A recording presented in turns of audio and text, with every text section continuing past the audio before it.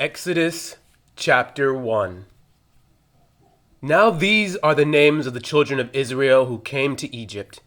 Each man and his household came with Jacob: Reuben, Simon, Levi, and Judah; Issachar, Zebulun, and Benjamin; Dan, Naphtali, Gad, and Asher. All those who were descendants of Jacob were 70 persons, for Joseph was in Egypt already. And Joseph died, all his brothers, and all that generation. But the children of Israel were fruitful and increased abundantly, multiplied and grew exceedingly mighty, and the land was filled with them.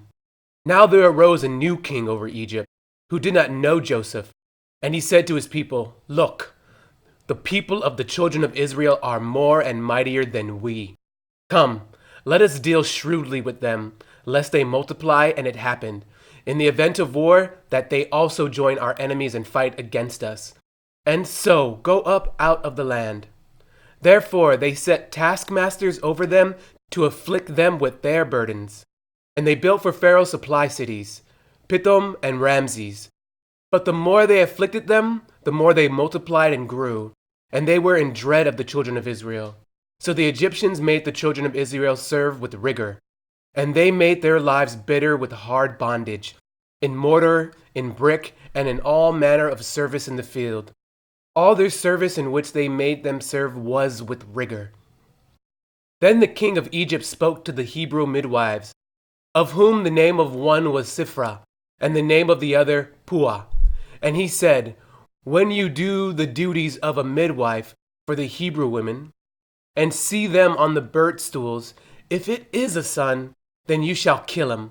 But if it is a daughter, then she shall live." But the midwives feared God, and did not do as the king of Egypt commanded them, but saved the male children alive. So the king of Egypt called for the midwives and said to them, "Why have you done this thing, and saved the male children alive?" And the midwives said to Pharaoh, "Because the Hebrew women are not like the Egyptian women, for they are lively and give birth before the midwives come to them." Therefore God dealt well with the midwives, and the people multiplied and grew very mighty. And so it was, because the midwives fear God, that he provided households for them. So Pharaoh commanded all his people, saying, "Every son who is born you shall cast into the river, and every daughter you shall save alive." Exodus chapter 2. And a man of the house of Levi went and took as wife a daughter of Levi. So the woman conceived and bore a son. And when she saw that he was a beautiful child, she hid him 3 months.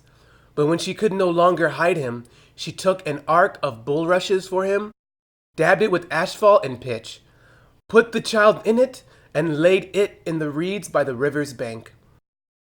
And his sister stood afar off to know what would be done to him. Then the daughter of Pharaoh came down to bathe at the river, and her maidens walked along the riverside. And when she saw the ark among the reeds, she sent her maid to get it. And when she opened it, she saw the child, and behold, the baby wept. So she had compassion on him, and said, "This is one of the Hebrews' children."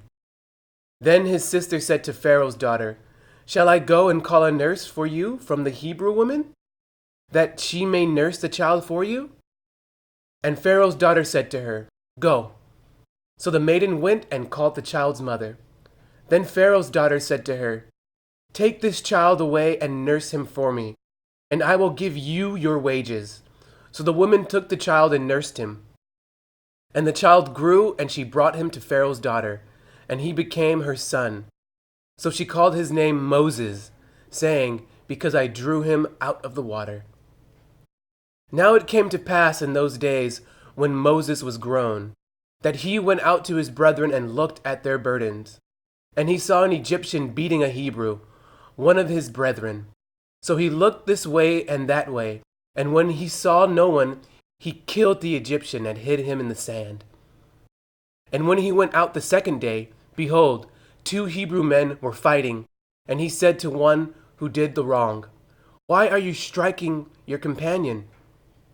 Then he said, "Who made you a prince and a judge over us?